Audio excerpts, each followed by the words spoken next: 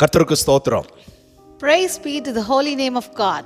எருசலேமை பற்றிய மேன்மையான அனுபவங்களை நாம் சிந்தித்துக் கொண்டு வருகிறோம். We are meditating about the goodness of Jerusalem. சங்கீதம் 122வது அதிகாரம் 6வது வசனத்தில் இப்படி சொல்லுகிறது, எருசலேமை நேசிக்கிறவர்கள் சுகித்திருப்பார்கள். Here we can see in Psalm chapter 122 verse 6, pray for the peace of Jerusalem, they shall prosper that love thee. யார் எருசலேமை நேசிக்கிறார்களோ அவர்கள் சுகமாய் ஜீவிப்பார்கள். Whosoever love Jerusalem, their life will be prosperous. எருசலேமை நேசிக்கிறவர்கள் களி கூறுவார்கள், களி கூர்ந்து இருப்பார்கள் என்று சொல்லி ஏசாயா 66வது அதிகாரம் 10வது வசனத்திலே நாம் இப்படி வாசிக்கிறோம். We can also read the same in Isaiah chapter 66 verse 10, that those who love Jerusalem will be rejoiced. எருசலேமிலே ஒரு சந்தோஷம் உண்டு. There is a joy in Jerusalem. இந்த எருசலேமிலே இருக்கிற இந்த சந்தோஷத்தை கர்த்தர் யாருக்கு பகிர்ந்தளிக்கிறார் என்றால், எருசலேமை நேசிக்கிற பிள்ளைகளுக்கு கர்த்தர் கொடுக்கிறார். The joy which is present in Jerusalem is given to whom? If you just think about that, it is to the people who love Jerusalem. நான் எருசலேம் என்று சொல்லுவது தேவனுடைய வீட்டை, சபையை குறித்து பேசுகிறேன். Jerusalem here is speaking about God's house, that is a church. சபையாகிய எருசலேமில் கர்த்தர் அநேக ஆசீர்வாதங்களை வைத்திருக்கிறார். The Jerusalem which is a church, it is filled with blessings. அந்த ஆசீர்வாதங்களை யார் சபையை நேசிக்கிறார்களோ, எருசலேமை யார் நேசிக்கிறார்களோ அவர்களுக்கு அந்த ஆசீர்வாதத்தை தேவன் தருகிறார். The blessing which is best upon Jerusalem will be received by the people who just love the Jerusalem. எருசலேமை நாம் நேசிப்போம். We need to love Jerusalem. நேசித்தலை பற்றிய ஒரு சின்ன விஷயத்தை இன்றைக்கு நான் உங்களோட பேச விரும்புகிறேன். Let's meditate a small thing about the love. யாரை நாம் நேசிக்க வேண்டும்? Whom should we love? எருசலேமை நேசிக்க வேண்டும்.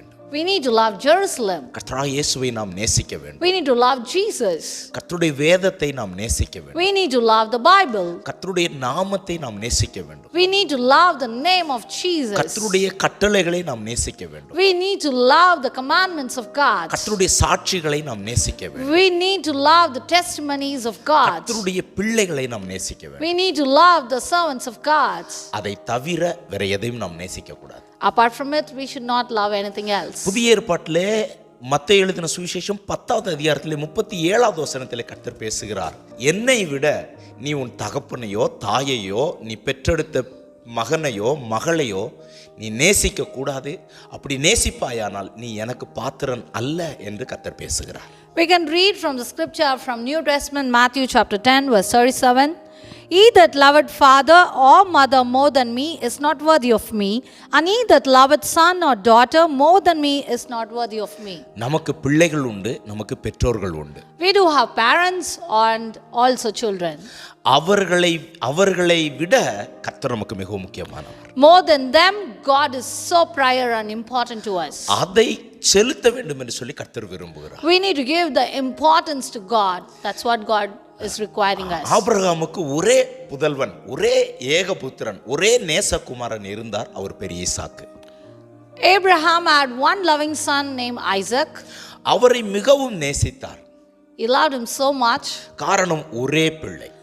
The reason is the only child. ஆனால் அந்த ஒரு பிள்ளையை கர்த்தர் பலியிடச் சொன்னார். But then that only son, God requested him to sacrifice. தான் நேசித்த பிள்ளையை கர்த்தர் பலியிட வைத்தார்.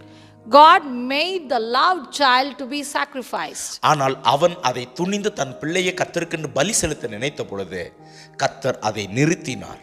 But when he did it very bravely in accordance to sacrifice that child, God just stopped it. எனக்கு அன்பான கர்த்தருடைய பிள்ளைகளே, கர்த்தரை தவிர நான் வேற எதை நேசிக்க நினைத்தாலும் அதை ஒரு சில நேரங்களில் நாம் இழக்க வேண்டியது வரும். Dear child of God, more than God, whatever it is, if you love more, then a condition may come wherein we need to sacrifice it.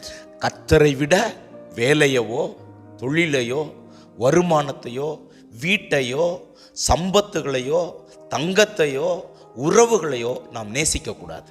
More than God, we should not love our job or salary or relation or family, nothing. கர்த்தர் தான் நமக்கு மிகவும் முக்கியமானவர். God is more important for us.